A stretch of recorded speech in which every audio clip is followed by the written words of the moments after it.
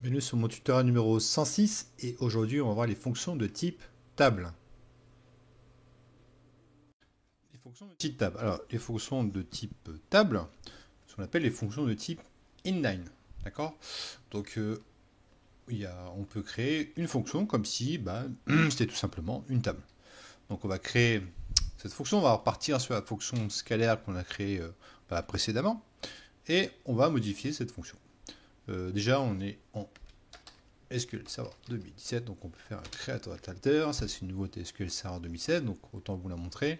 Vous n'êtes pas obligé de refaire un drop et un create, on peut faire create or alter. C'est une fonction qui marche très bien sur SQL Server 2016 et 2017. Donc je vais partir toujours sur la même valeur, en bint, et je vais, au lieu de faire retourner une valeur, je fais un return table ici. D'accord, donc on voit que le begin est en erreur, je vais l'enlever, vu qu'il ne me sert plus à rien. Et je vais aussi enlever le end et le begin qui ne sert plus à rien. D'accord, donc on voit que la syntaxe est plus simple pour les fonctions de type table. Ce que je vais faire, je vais créer une vraie requête. Donc je vais faire comme si je faisais une requête pour une table. Donc je vais prendre par exemple la currency, ok, qui va m'intéresser.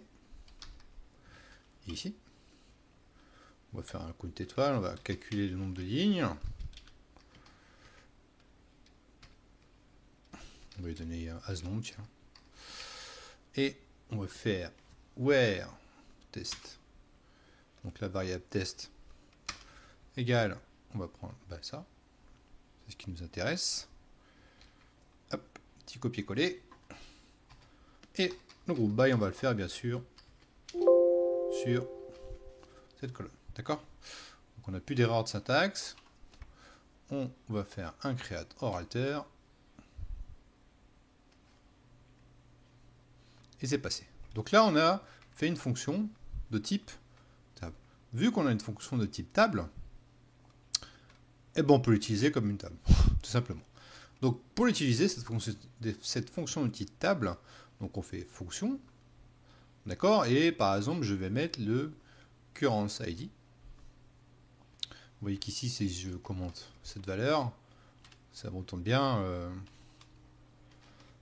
plusieurs valeurs, d'accord, currency ID 1, 2, 3, 4, 5, et on fait un groupe by sur ces colonnes, sur la colonne nombre. D'accord, donc là, on va prendre le 9, donc il va nous retourner 109 534. D'accord, donc là on est bon. Donc on a bien fait, on a bien le bon nombre de lignes. Ok. Alors, là on a vu ce que c'était une fonction multitable.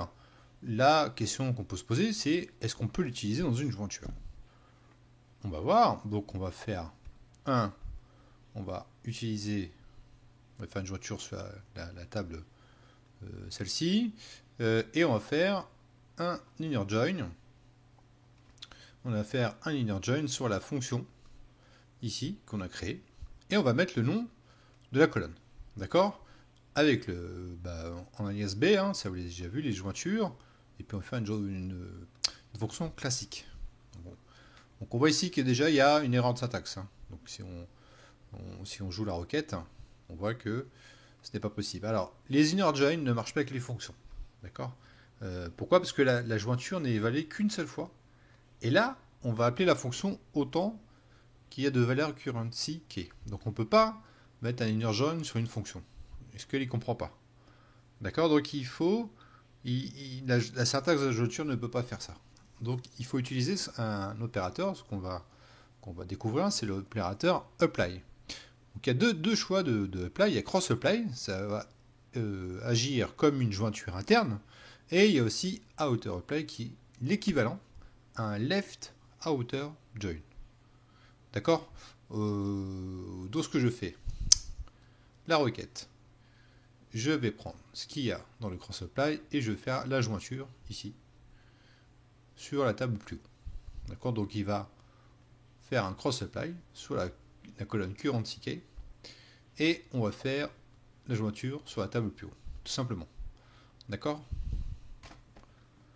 là c'est parti. On voit que ça marche très bien. Et on a 105 lignes. et on voit que le 9 a toujours 109 534. D'accord, donc on peut faire des jointures sur les fonctions. Auto-reply correspond à un left join.